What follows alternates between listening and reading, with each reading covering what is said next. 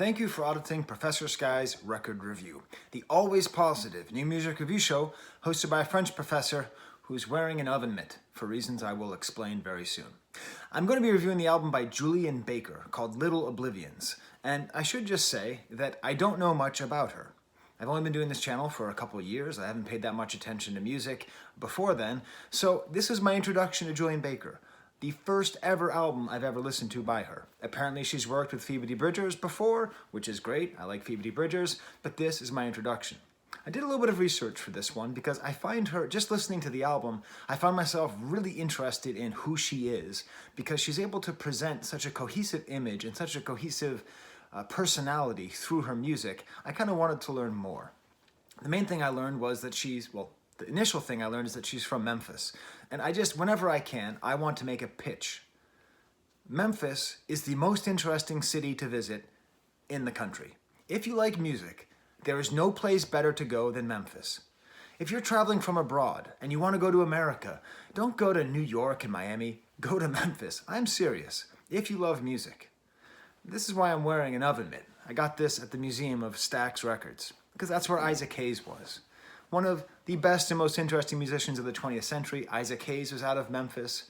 Sun Records, Carl Perkins, Elvis Presley, of course. Graceland is absolutely enjoyable. Plus, if you want to understand the race relations in America, you can take the Nathan Bedford Forrest Highway to the Civil Rights Museum.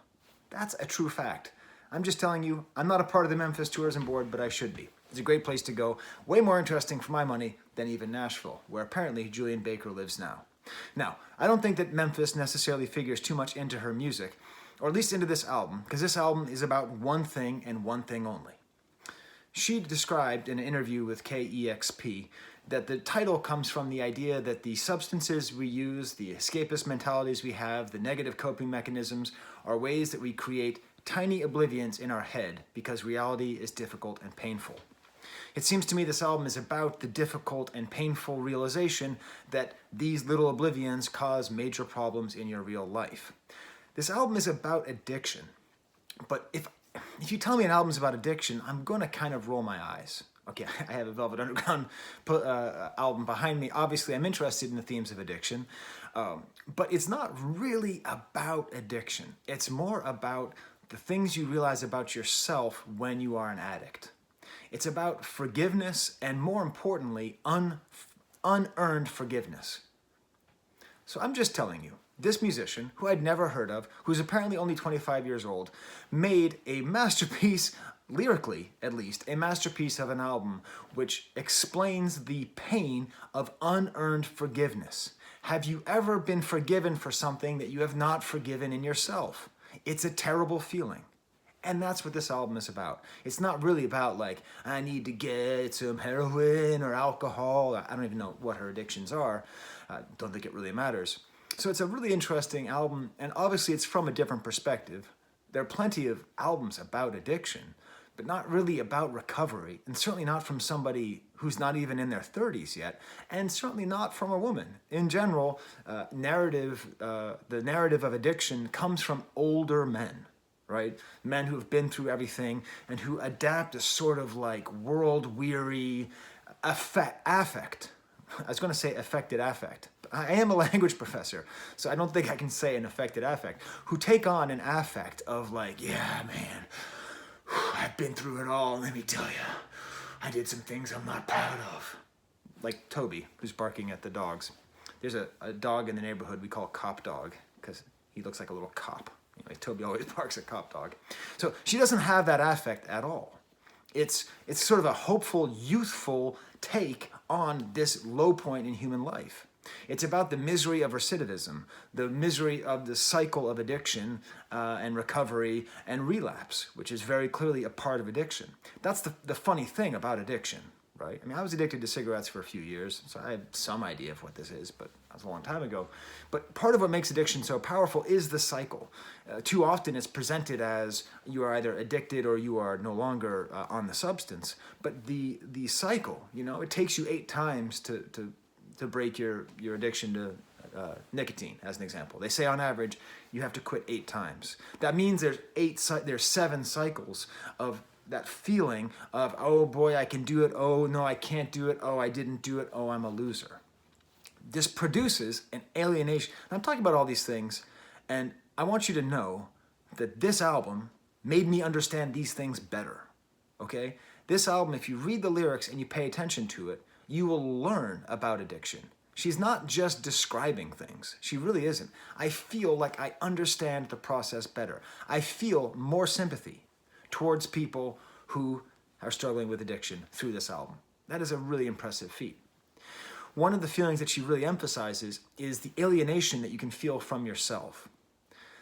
I think part of that cycle, and I guess it's part of, the anonymous thing where you have to take an inventory of all the people you've hurt and all that. You have to really come to terms with who you are. And it can be alienating to see yourself differently than how you want to see yourself. That's the other theme of this album, is realizing you are not the good person you thought you were. Or if you are good, it is not for the reasons that you thought. I think this album actually goes very well with one of my favorite TV shows, Bojack Horseman. I think Bojack Horseman tackles a lot of these themes of addiction and the alienation of realizing, am I actually a bad person? Do my bad actions result in me being a bad person? And does my fame or my success somehow obscure that fact from me? I don't know. Musically, she apparently performs most of the instruments here. I couldn't find an exact breakdown. I saw some performances of her. I sought them out, and she does have a band as well, so I can't quite tell. The thing about this album is that it's not of this moment. I would not place this as, oh, this is a 2020 album. Do you know why? Because it doesn't try to sound like it's the 80s. It doesn't try to sound like it's the 90s. It's not some kind of multi-genre mashup with some postmodern metatextual gobbledygook mixed in. I love all that stuff, by the way, but this is not that. This is just a rock and roll album that is melodic, well performed, extremely well written, but I would actually, there is actually a category in music. I worked a little bit in radio, not too much, like with radio, not in radio. And there's a category of radio stations that's called MOR, which stands for middle of the road. And obviously, being the extremely awesome intellectual dude that I am, I hate anything that's middle of the road. But the older I get, the more I realize that's actually not as much of an insult as you think it is. If something can be middle of the road, which is to say not extreme, but still be great art, is that any less great art for not being extreme? I would argue that this album, musically, is a good example of when middle of the road is great. I think you might even be able to apply the same principle to Phoebe Bridgers as well, thinking about her album as well. Like, there's nothing on here where you go, ooh, ah. And the comparison, which I think is the most evident, I haven't looked up to see if other critics, or I'm not a critic, I'm a professor, this is my hobby, but if other people talking about this album have not seen the same thing, but when you think about who is the greatest middle-of-the-road band of all time, it's got to be U2. U2 is an awesome band. They're amazing, geniuses. They deserve to have all the success that they have. But they managed to find a way to have sincerity, to have a point, to have a message, while also appealing to people who are driving on their way to their work as an insurance claim adjuster, okay? I think musically, definitely, it's the guitar work that makes you think of U2. Just, there's a lot of swirling guitars with some echo effects and layers and reverb, and quite often I found myself thinking it's U2-ish. Except, she is a way better lyricist than Bono. I don't think Bono is actually, I think he's an okay lyricist. My brother always makes fun of him by saying he just says one thing and then the opposite. I'm blue, but I'm gray. I'm up, but I'm down. And then you have a chorus, right? But this is a good example, kind of like U2, where like U2 never should have been an underground band. They never should have been. They always were right out there for the taking. And I think this album as well, I could see it being swooped up and just thrown into the mainstream and selling 10 million copies or however many, copies a popular album sells, Drake or Taylor Swift or whatever, and the entire world embracing this and listening to it. Maybe the one thing that's stopping it, she's also producing herself, and I do think at times, perhaps, she might do well having another producer. Not that it's terrible production, But I suspect that maybe if she found like a truly great producer, like something could be unlocked in this music. Interestingly, while I was reviewing this album, I was doing the dishes and my daughter was at the kitchen table working on her interminable math work. She's doing so much math work, I can't help her with it. My wife can. So we're sitting there, we're listening to the album, and there's a mention of Jesus. And my daughter goes, "Oh, is she like a super Jesus-y singer?" Remember, I don't know anything about her. This is my first listen. I was like, no. I start doing all this math. Like, is this a Jesus-y person or not? All the math that we do, the unspoken prejudices that we have one way or another. I was like, no, she's an indie singer. I was like, don't forget, Velvet Underground have a chorus to one of their songs. It's just Jesus. It's just like that. She's just mentioning it. But she's from Tennessee.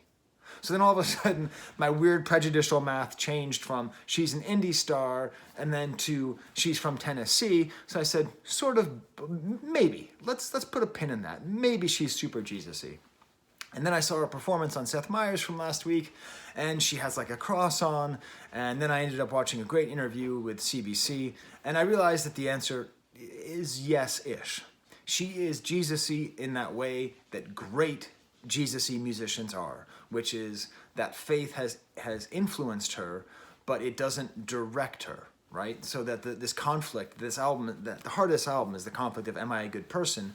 And part of the reason that religion is so powerful is that it helps you to sidestep that question by just giving you an answer if you follow a set of rules. In this case, it's clear that she's abandoned the rules, the armor, right? Like a lot of people have armor to protect themselves against their own bad instincts, against their id or whatever. And so, stripping away the armor that protected her of Christianity left her exposed. And it seems as though a lot of this album is about that crisis of faith without ever blaming Jesus or without ever blaming the church. Sorry, you hear Toby running around. He's very anxious today. It's able to do that. It's able to have that. And the album that reminds me most of was that album Phoenix by Pedro the Lion, or just Pedro the Lion in general. That's a good example of somebody who is not afraid to be faithful, but obviously not proselytizing, but using that as an element of what the conflict of a religious person who's intellectually honest. That's a great source of inspiration, and I see that here. Going back to that CBC interview, it was really interesting. It turns out she went back to college, and she went to Middle Tennessee State. And this makes her one of my favorite musicians of all time, because she went back and she talks about the importance of learning. Thank you. You don't just go to college to get a job. You go to college to learn. And she went to Middle Tennessee State. Rivers Cuomo going to Harvard? Prick. Come on. Public education. She got a good education. Sorry, I really believe in public universities. And she even emphasized against making your passion your job, like not always thinking about marketable skills. And so I think that was quite nice. So let's actually get into the album. Now that I'm 13 minutes into the review, you've heard my general thoughts. Why I think it's, at the very least, everybody should listen to this album once and read the lyrics and treat it as though it is a Netflix TV show about a young woman who is struggling to stay sober and the nature of sobriety. There's no TV show, there's no movie. I doubt there's even a novel that is able to communicate this as clearly and as well as this album does. So for the homework, which is what I do, I assign one song. If you've never heard the album or you don't know this artist, this, I think, is an example of the entire album. I'm going to put it up there. I think it's the 4th or 5th track, Crying Wolf. It starts off with this beautiful line, day one chip on your dresser, get loaded at your house. Okay? So already it's talking about recovery.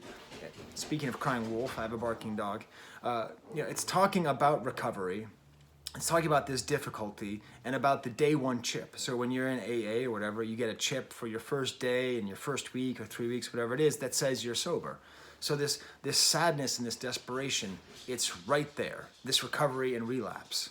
And what she does is she makes this whole concept of crying wolf fascinating because she's talking about how she's crying wolf, but really she's looking for the wolves. And listen, I'm an old man, and it's hard for me to admit when young people do things that I could never do. this is as good of a description of addiction as you've ever heard, especially addiction and recovery, because it is crying wolf while looking for the wolves. This is it. She's done it. She has written almost the definitive song on addiction and its impact on people around you. Because when you are in this addicted state and you're sitting there and you're like, oh, please help me, but then you're also trying to get eaten by the wolves. It's a very piano-led song, which you'll hear. A nice little, dark details like charcoal down her throat. And you'll hear it's very accessible and very good. But there's one moment in this song, which is my favorite moment on the album, which is funny. Because what have I been telling you the whole time? This album is great because of its lyrics. It's great because of its theme. It's great because of this. My favorite part of the album is the instrumental break in this song. There's about 3 or 4 times in this album where she has these instrumental breaks, which is just oddly quiet. Like, sometimes instrumental breaks, they just feel like filler. But this feels like it's a part of the song. It has like these odd guitar sounds and even sort of a solo in there. And it's this like sort of respite. Like you're going through this emotional so much emotion and pain and guilt and forgiveness and lack of forgiveness and A little bit of quiet. You hear the birds, not the dogs, right? It's a little bit quiet, and she puts it in here, and it's just right. It really is an amazing song. I'm going to go through the rest of the album now, although I think if you've heard that song, I think you get a good idea of what it's like. Hard Line is the opening track. The very beginning sort of reminds me of the beginning of Strawberry Fields. I don't know if that was intentional, but kind of this weird sort of warbly synth sound. And it develops very nicely. This song, sort of alone amongst all of them, even gets to like almost like a headbanging part with this like musical breakdown. It starts to get really funky. This song does the most sort of development throughout the entire album, although each song does tend to develop lyrically. It's all just right in line with Blacked Out Over the Weekend. The next song is called Heatwave. And this is cool because they have a lot of guitars, maybe even a banjo, and this isn't about her. So I've already mentioned Pedro the Lion, and I just mentioned Strawberry Fields Forever. Interestingly enough, and so this song is about like watching someone's car explode on the highway and getting stuck in traffic. So I think we can now start to make a mixtape, and if you can add to this mixtape, put it in the comments. Sad songs about traffic accidents. Pedro the Lion had a song on Phoenix that's all about this like guy who jumped in front of a truck. It is one of the saddest songs. I literally cannot listen to it. I don't even listen to side B of that album, and I own that album on vinyl because I dread that song so much. Of course, John Lennon, I read the news today, oh boy, a lucky man who made the grade, he blew his mind out in a car, right? And then we have this. Interesting, I don't know what it is, but we can make a whole mixtape. Sad songs about car accidents. The next track is called Faith Healer. This is another example of great layered guitars. Her voice is almost babyish. I haven't talked about her voice yet. Her voice is very good without ever straining. Like you never really get the feeling that she's trying to show off a range, but she really does have a range and she has a lot of different modes. This is another one of these songs where you are just in awe of her poetic capacity, okay? Because Faith Healer, is this really gonna be a song against faith healers? I mean, that sounds like a Soundgarden B-side or just something, but that's not what it is. The concept is of a faith healer being like a drug dealer. I'll believe in you if you make me feel something. She eventually refers to a drug dealer as a snake oil dealer. God damn it. Again, another amazing format, another amazing approach to addiction that I hadn't thought about. It's just a beautiful, beautiful song, some cool pre-chorus, distorted tape loops happening at some place in here, and her voice has that knife-like quality that voices can have sometimes, just like, whew, it's a real piercing voice. Relative Fiction, this is that song where she realizes she's a bad person. I won't bother telling you I'm sorry for something I'm going to do again. That's the circle of addiction that she's talking about.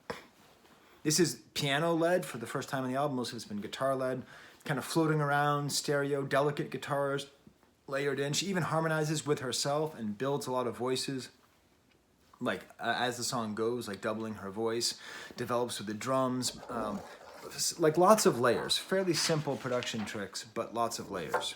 The third verse, by that point, it becomes just full-on pop rock. And that was where I realized it reminded me of a Don Henley song. I don't like Don Henley. I don't mind the Eagles. I don't like Don Henley. But Do I? Actually, I do. I do like Don Henley's solo work. I've had to say that I don't for the past 30 years because my brothers make fun of me. But that's what I'm talking about, that middle of the road. Like, you just have to admit it. Don Henley's songs are actually pretty good, no matter how much you want to hate them. So I don't know. Great lyrics on here. I don't need your help. I need you to leave me alone. I'm out where the drunks at the bar talk over the band. I try to express I can't understand. Then Crying Wolf, then Bloodshot, kind of more electronic elements on this, more about being alienated from herself, about sort of like watching people having conversations, not in touch with themselves. Ringside is the most kind of modern sounding song because it sounds like what could be a drum loop, kind of very simple guitar sliding up and down, it sounds like on the fifths, and her voice just comes across super clearly. And then this has some of the most U2-ish sounding guitars going on here. Nobody deserves a second chance. Again, this theme about these cycles. Favor is another song. Was one of the songs that's very drum led, and I like talking about this. I talked about this a lot with the Paul McCartney album. I love it when non-drummers drum because they drum in a particular way. It's hard to say, but they drum more lyrically. Like they don't drum as rhythmically as much as they do. They're writing a drum part, and that's the feeling that I get here. I assume it's her playing the drums. If not, you can tell me I'm wrong and my whole point's useless, but I'm pretty sure it is. Doubles her voice again, just more and more swirling layers, but it's her voice that pulls through, as with many albums that I review here, with interesting layers. All the layers don't mean anything if you can't have any focus, right? It just becomes kind of a dispersed thing, right? I mean, it's fine, it could be like shoegaze, but it's not that interesting to me. But it's her voice come on here. She's so sad about her failings that she asks, how long until I've spent up everyone's goodwill? This appears to be a real question, okay? So like, this isn't really okay, this is weird. I don't think this is a recovery album, actually. I think this is an album of somebody who knows that she's going to relapse again. And I pray that I'm wrong. I do pray, but I hope that I'm wrong, okay?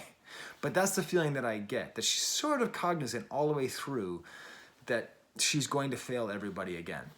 I hope she's not. And not for Jesus' sake, but because if you want to be a good student, you can't be on drugs. I know, I'm an actual college professor. Dr. Payne is my real name. On the interview, she said she wanted to get her doctorate just so she could call herself, Dr. Baker. You gotta earn it. Even in something as obscure as 17th century French literature.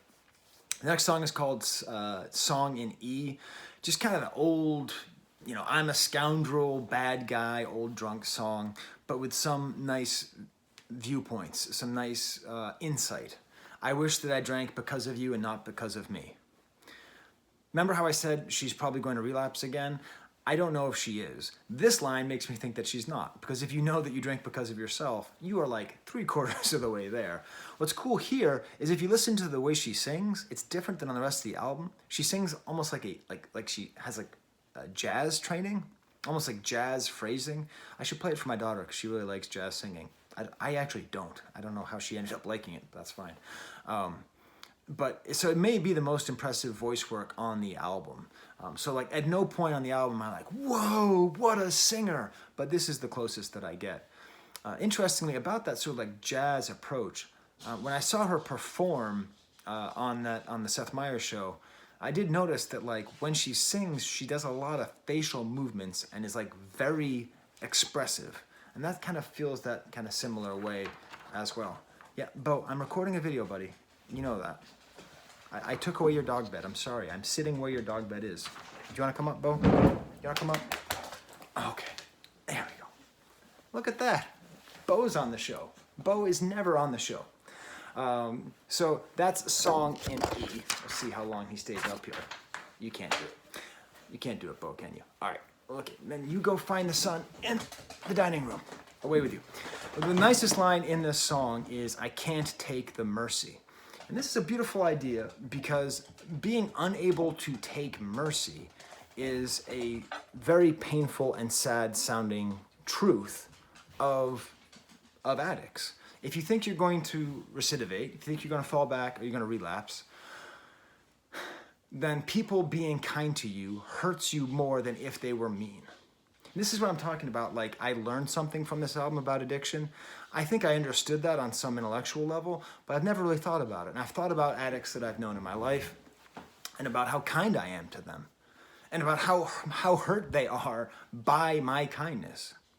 So that makes this a truly great album. This is a great fuck-up album. There's a lot of great fuck-up albums. Harry Nilsson's entire catalog is basically one after another. But this really is a spectacular fuck-up album. It's just great. Her voice does really some spectacular things on here, especially when she says, "I wish you'd hurt me." Is this take on mercy also religious? I don't know. Could we do an entire Christian reading of this? That instead of it being about lapsing into addiction, you're lapsing into worldliness? And that Christ's mercy is painful to the sinner because they feel they don't deserve it and they don't earn it? I'm not saying that that's the second reading on this song, but I'm saying that is a second reading. Like, that is very much, if this is not her intent, this is the reason perhaps why people, apparently she was raised very Christian, why people who are very Christian can have an interesting source of emotional and psychological conflict to draw from that just springs from their religion itself, right? Different religions have different emotional conflicts that they implant into your head. And this concept that we don't deserve Christ's mercy, I think, is related to this idea of, you know, my alcoholic friends not deserving my mercy for them. Repeat is another song. It takes a little bit off of the main theme. It's about the difficulty of touring. I read an interview with her where she's like, I didn't want to do a song about touring because it's not relatable. But how do you not do a song about touring? How are you a comedian and not do a bit about airplanes? It's just, you just have to. It's cool though, because it's echoing sounds, more of these great lines that just come on, just smack you across the face. When the drugs wear off, will the love kick in? You know, just great. Highlight reel. I'm just going to read the beginning of these lyrics because she's able to describe with a real gentleness. And so it's sort of like she's really communicating this state of despair and decrepitude and shame. Passed out in the back of a cab. Could you pull over? I think that I'm trapped. Caught underwater, I beat on the glass, gnawing my arm at the shoulder. Would you help me get out? The music itself sounds a little bit underwater. Some cool stuff happening with the drums. The music has the most breathing space in this song. I don't know if that's on purpose with these lyrics, but just talking about being blacked out in the back of a cab. Just really sad and feeling like you're trapped and in water. Oh my God, now I got Toby here. What is up with these dogs today? Toby, you wanna hop up? Do you wanna say hi? I've never had two dogs in one show. Oh my God, this is a special show. Julien Baker, if you're watching this, this is the first time on my show both dogs have made an appearance. Yeah, Toby, I'm having some coffee. Singing-wise, she does some interesting stuff here as well. She actually reminds me of Bjork in The Bridge, in the way that she's singing, and it's kind of like extended out, and then I can't quite make out the lyrics. I had to read the lyrics to find out what they were. Tell me what's snuffed out in the wake in your eye. Even that, and that's not how it sounds, but just like these lyrics, tell me what's snuffed out in the wick of your eye. It does that thing that Bjork does, where she sings things that even if I could understand her accent, I don't understand what she's saying. Then it kind of jams out at the end. It has kind of atmospheric U2 guitar work there. Ends with a track called Zip Tie, which is apparently somewhat a political song, sort of about the inhumanity of humans towards other humans. I don't think it quite fits in with the rest of the album, but the rest of it's so good, I'll just leave it there. So there we go. There's my review of this album by Julien Baker. It is not as harrowing as I'm making it sound. It's an enjoyable listen. It's not painful, but it is very, very instructive and very good. Okay, well, I better walk these dogs or do something. They had been walking around this entire time. All right, well, once again, for Isaac Hayes and the Memphis Tourism Board, there's the camera.